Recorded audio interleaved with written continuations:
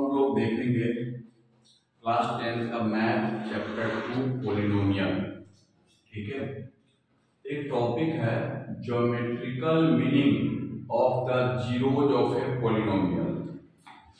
इसी पॉलिनोमियल का quadratic polynomial जैसे चैप्टर है, क्वाड्रेटिक पॉलिनोमियल का जीरोज और उसका ग्राफ, उसका ज्योमेट्री आता है, कितने जीरोज होंगे ये सब देखना है। मतलब पॉलिनोमियल चैप्टर का जो एक्सरसाइज फर्स्ट है उसके चीजों को, उसके कॉन्सेप्ट को हमें देखना है।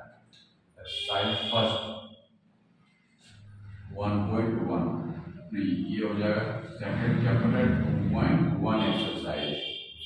तो अब हम लोग देखना चाह रहे हैं, तो देखिए कि ये जो आपका क्वाड्रेटिक पॉलिनोमियल है ax² plus bx plus c where a not equal to 0, ये जो आपका क्वाड्रेटिक पॉलिनोमियल है इसका ग्राफ पैराबोलिक होगा, पैराबोलिक होगा।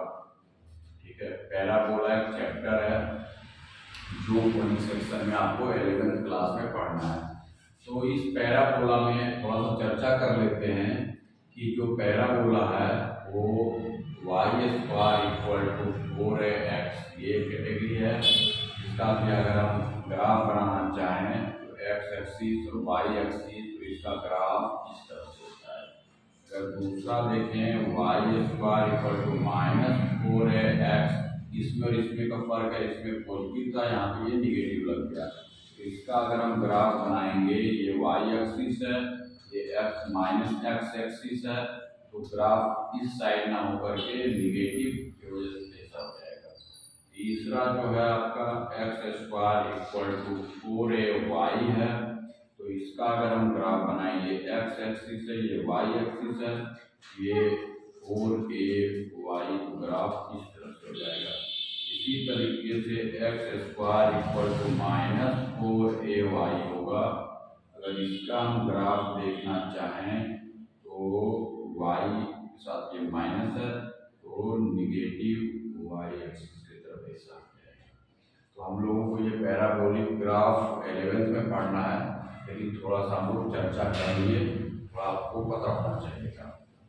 तो एक बार देख लेते हैं, y² equal to 4ax, x positive यहाँ पे, x की तरफ से ये ओपन होगा। अगर माइनस यहाँ पे लग गया, ये दोनों सेम है लेकिन यहाँ माइनस आ गया, तो निगेटिव x एक्सिस की तरफ ओपन हुआ। x² 4ay है तो y की तरफ ओपन हुआ। अगर यहाँ निगेटिव साइन लग गया, डाउनवर्ड नीचे की ओर। ठीक है, अब आते हैं आपके हम टॉपिक पे, क्वाड्रेटिक पे। ये जो आपका क्वाड्रेटिक इक्वेशन है ax² plus bx plus c, अब इसमें एक टर्म होता है डिस्क्रिमिनेंट d, वो आगे पढ़ेंगे हम लोग, क्वाड्रेटिक चैप्टर में भी पढ़ेंगे। d क्या है, d इक्वल टू होता है b² माइनस 4ac, ये हमें फोर्थ चैप्टर क्वाड्रेटिक में पढ़ना है। d equal to b² minus 4ac होता है। d को बोलते हैं डिस्क्रिमिनेंट, ठीक है। अब हम लोग ग्राफ देखना चाह रहे हैं, different type graph, different type का ग्राफ देखना चाह रहे हैं।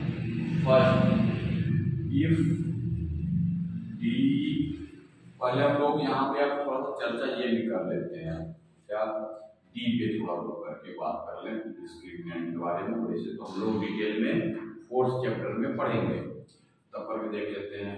इफ d ग्रेटर देन 0, अगर d ये जो डिस्क्रिमिनेंट है इसको सॉल्व करके पॉजिटिव वैल्यू आता है, ग्रेटर देन 0 आता है, तो इसके होते हैं two real and distinct roots. दो वैल्यू होगा, वो भी रियल होगा और दोनों डिफरेंट होगा। दूसरा इफ d इक्वल टू 0 होगा तो इसके टू रियल इक्वल रूट्स होगा, दो रूट्स होंगे, दोनों सेम सेम होंगे। तीसरा जो कैटेगरी है, इफ डी लेस देन 0, मतलब डी की वैल्यू अगर नेगेटिव आया तो ये इमेजिनरी बोल लो, इमेजिनरी रूट्स या no real roots, no real roots होंगे। हम लोग ये सारे बात पढ़ेंगे 4th चैप्टर में, नेचर ऑफ रूट्स। इसे क्या टॉपिक दिया जा रहा है, nature of roots. Nature of roots means D discriminant, मतलब बी स्क्वायर माइनस 4ac का वैल्यू अगर पॉजिटिव आया तो दो वैल्यू होंगे, दो रियल वैल्यू होंगे और दोनों अलग अलग। अगर डी इक्वल टू 0 आया तो दो वैल्यू होगा, दोनों सेम सेम इक्वल रूट्स होंगे। डी अगर निगेटिव आया तो नो रियल रूट्स होंगे। ठीक है, अब हम देखने जा रहे हैं कि इस कंडीशन पे ग्राफ इस तरीके से होगा, जिसमें कि हम लोग का मेन टॉपिक जो आपका है geometrical meaning of the zeros of a polynomial. तो ये आप ध्यान से देख लीजिए। थोड़ा सा हम अगले ये 4th चैप्टर का कॉन्सेप्ट दिए हैं, थोड़ा सा यहाँ पे हम लोग 11th का भी बात बताए ताकि आपको अच्छे से मैथ समझ में आए। थोड़ा सा अब ग्राफ पे चलना चाहते हैं हम लोग, बात अब करना चाह रहे हैं 2.1 एक्सरसाइज पे, तो थोड़ा सा देख लिया जाए।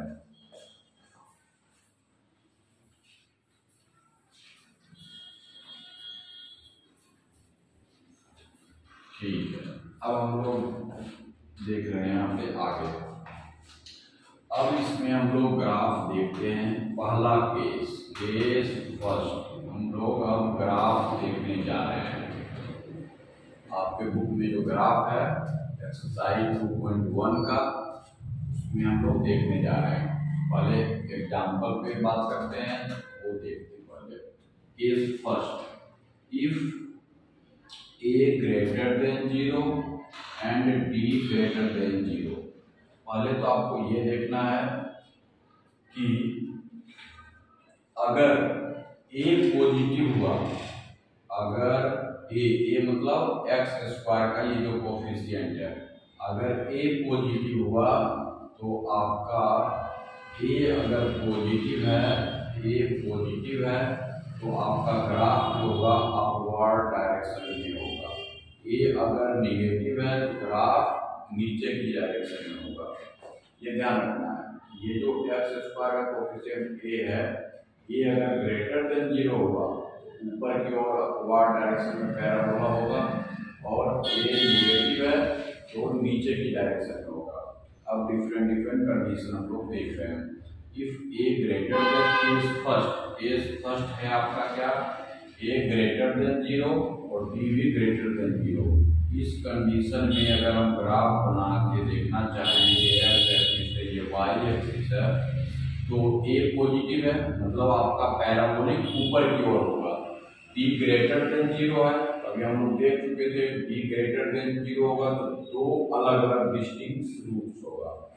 तो इसका जो हम ग्राफ अगर देखना चाहें तो वो देखो अपवर्ड डायरेक्शन में ओपन होगा और दो वैल्यू पे कट करेगा।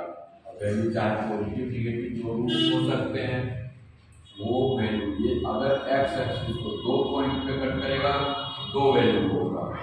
तो हम लोग देखेगा ये अगर पॉजिटिव है, डी भी पॉजिटिव है, ग्राफ क्या होगा, अपवर्ड डायरेक्शन में होगा।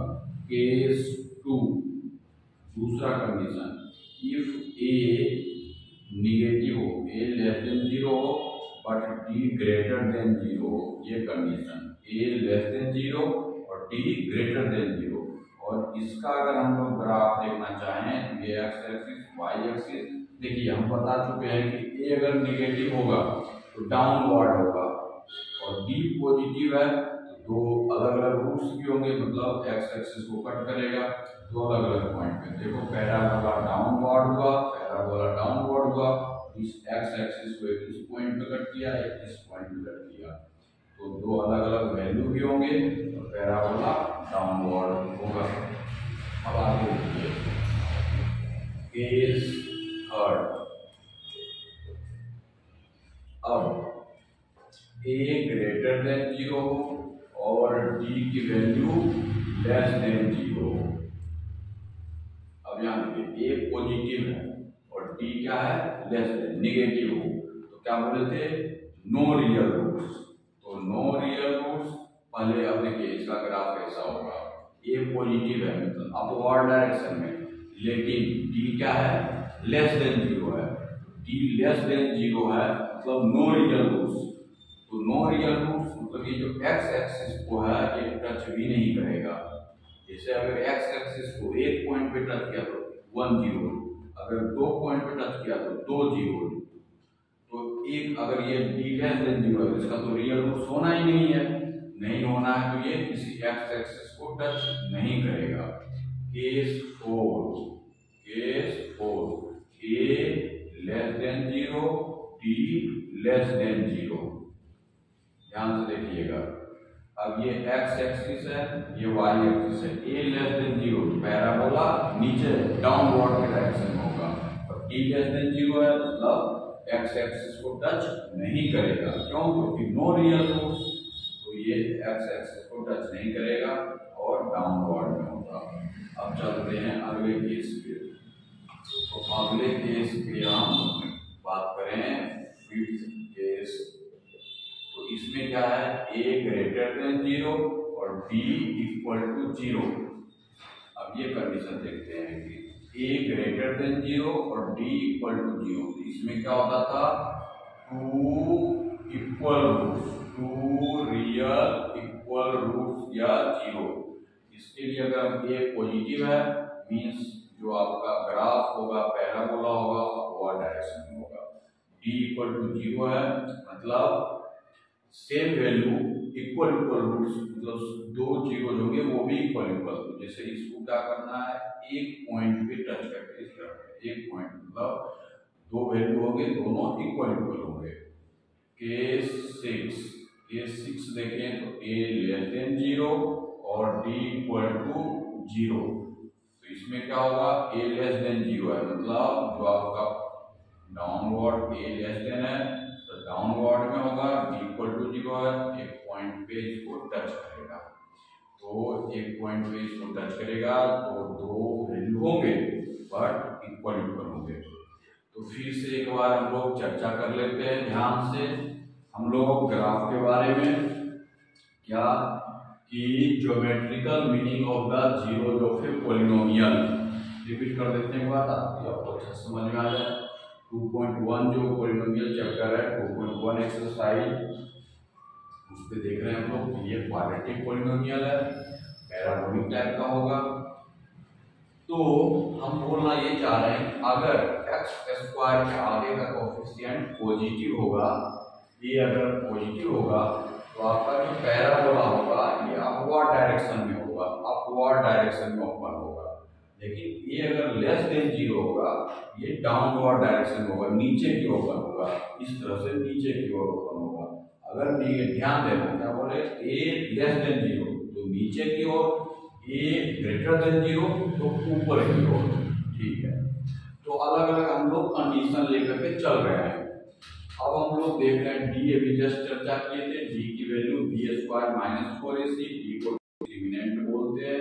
ठीक है, अगर case first A greater than 0 है और डी भी ग्रेटर देन 0 होगा, तो डी ग्रेटर देन 0 है तो 2 डिस्टिंक्ट रूट, 2 अलग अलग रूट्स होंगे, रियल रूट्स होंगे। तो अब ए पॉजिटिव है तो पैराबोला अपवर्ड डायरेक्शन में होगा, डी ग्रेटर देन 0 है तो 2 अलग अलग रूट्स भी होंगे। देखो एक यहाँ पे कट करेगा, एक यहाँ पे कट करेगा, हो सकता है दोनों इधर ही कट करे, वो वैल्यू पे डिपेंड करेगा एक्स की वैल्यू क्या क्या है, निगेटिव है कि पॉजिटिव है कि क्या है। अगला कंडीशन ए लेस देन 0 है तो नीचे की ओर होगा, डी ग्रेटर देन 0 है 2 पॉइंट पे कट किया। तीसरा कंडीशन ए ग्रेटर देन 0 है, डी लेस देन 0 है, डी लेस देन 0 होगा नो रियल रूट्स, मतलब एक्स एक्सिस को टच तक नहीं करेगा, ना कट करेगा ना टच करेगा, ऊपर ही रहेगा या नीचे रहेगा। तो ए ग्रेटर देन 0 है तो यहाँ टच नहीं कर रहा है, मतलब डी लेस देन 0 होगा तो एक्स एक्सिस को टच भी नहीं करेगा। यहाँ पे देखो डी लेस देन 0 है, एक्स एक्सिस को टच तक नहीं किया। हाँ, ए ग्रेटर देन 0 रहेगा तो ऊपर की ओर ओपन होगा, ए लेस देन 0 होगा नीचे की ओर टच करेगा। अब आते हैं अगले condition d equal to 0। d equal to 0 में क्या होता है, इक्वल रूट्स होते हैं। इक्वल रूट्स होते हैं तो a ग्रेटर देन 0 है और d इक्वल टू 0 एक ही पॉइंट पे टच किया बट x की जो वैल्यू होगी सेम इक्वल होगा 2। क्यों? क्योंकि अगर पावर 2 है x स्क्वायर है पावर 2 है 2 रूट्स होंगे, पावर 3 होगा 3 रूट्स होंगे।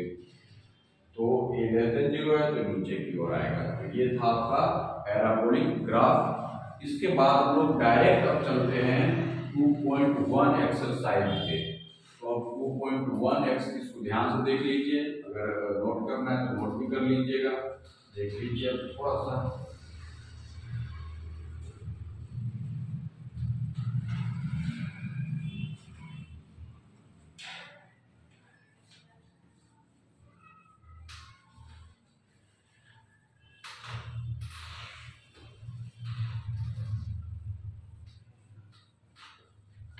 ठीक है, अब आगे हम लोग डायरेक्ट 2.1 एक्सरसाइज पे जा रहे हैं।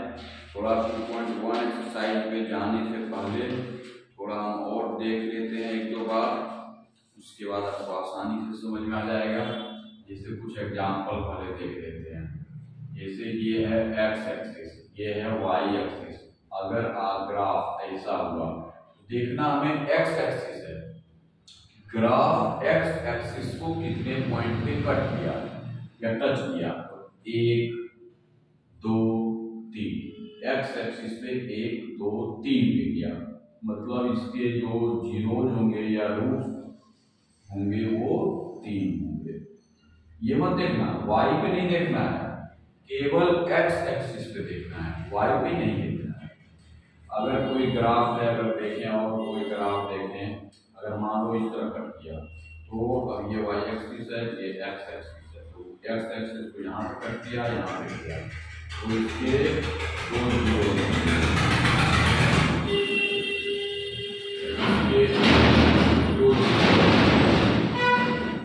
दो जीरो अब हम लोग डायरेक्ट आते हैं आपके बुक पे और एनसीईआरटी एक्सरसाइज 2.1 पे। तो देख लिए हम लोग कॉन्सेप्ट क्या, एक्स एक्सिस को कितने पॉइंट पे कट कर रहा है या टच कर रहा है उतने जीरोज या रूट्स होते हैं।